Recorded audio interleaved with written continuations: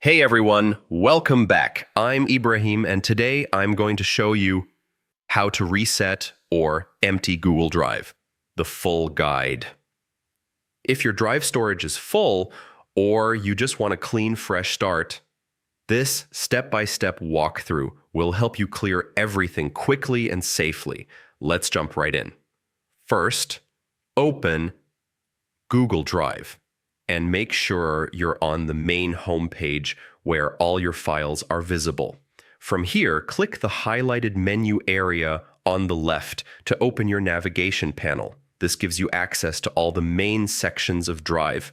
Next, follow the highlighted options that appear one by one.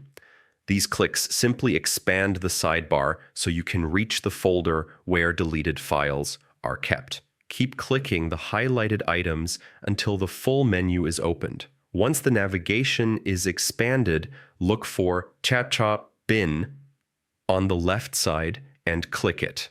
This is where Google stores everything you've deleted. Even if your drive looks empty, your storage may still be full because files stay here until you manually clear them.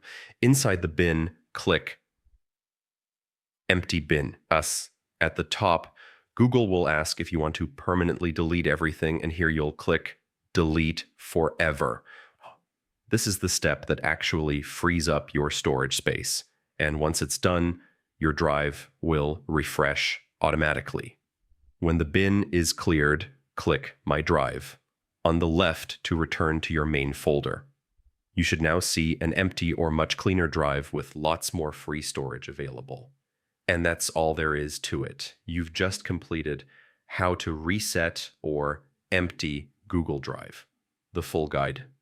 If this tutorial helped you out, make sure to like the video, subscribe to the channel, and hit the notification bell so you never miss any of my upcoming guides. Thanks for watching. Hey everyone!